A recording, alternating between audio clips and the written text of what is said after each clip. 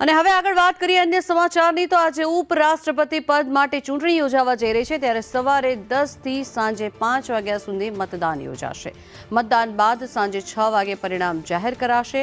CP Radhakrishnan એનડીએના ઉપરાષ્ટ્રપતિના ઉમેદવાર છે ત્યારે સુદર્શન રેડ્ડી ઇન્ડિયા ગઠબંધનના ઉપરાષ્ટ્રપતિના ઉમેદવાર છે।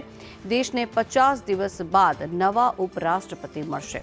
ધનખડે અચાનક રાજીનામું આપતા ચૂંટણી યોજવામાં આવી રહી છે ત્યારે લોકસભા અને રાજ્યસભાના સભ્યો ગુપ્ત મતદાનથી પોતાનો મત આપશે। વડાપ્રધાન નરેન્દ્ર મોદી સવારે 10 વાગે મતદાન કરશે ત્યારે ઉપરાષ્ટ્રપતિની ચૂંટણીમાં લોકસભાના 543 અને રાજ્યસભાના 233 જેટલા સભ્યો મતદાન કરે છે। હાલ રાજ્યસભાની 5 અને લોકસભાની 1 બેઠક ખાલી હોવાથી 781 સભ્યો મતદાન કરશે।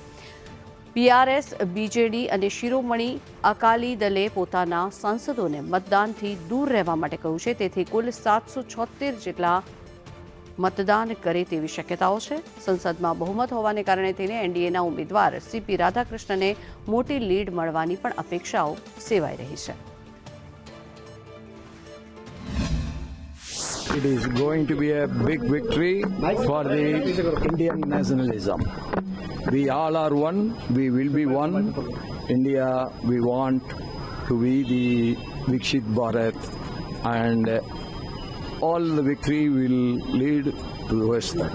Thank you. So what would be your strategies and plans ahead if you win? We will meet again. તો આજે ઉપરાષ્ટ્રપતિ પદ માટે ચૂંટણી યોજાવા જઈ રહી છે। સવારે 10 વાગ્યાથી સાંજે 5 વાગ્યા સુધી મતદાન યોજાશે અને જેને લઈને વડાપ્રધાન નરેન્દ્ર મોદી સવારે મતદાન કરવાની શરૂઆત કરશે અને સાંજે 6 વાગ્યા સુધી આ મતદાન ચાલશે। ત્યારે મહત્વનું છે કે ઉપરાષ્ટ્રપતિની ચૂંટણી માટે જે લોકોમાં ઉત્સાહ પણ ત્યારે નજરે પડી રહ્યો છે ત્યારે મતદાન બાદ સાંજે 6 વાગે પરિણામ જાહેર કરાશે।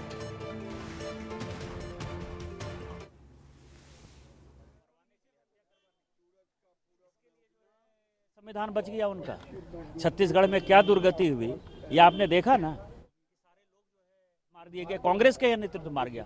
कांग्रेस तो खून पर राजनीति कर रही है। यदि खून पर राजनीति नहीं करती तो उनके जितने महेंद्र कर्मा से लेके जो विद्याचरण शुक्ला मरे उनके लिए सुदर्शन रेड्डी को तो कभी उनको कैंडिडेट नहीं बनाना चाहिए था। 100%।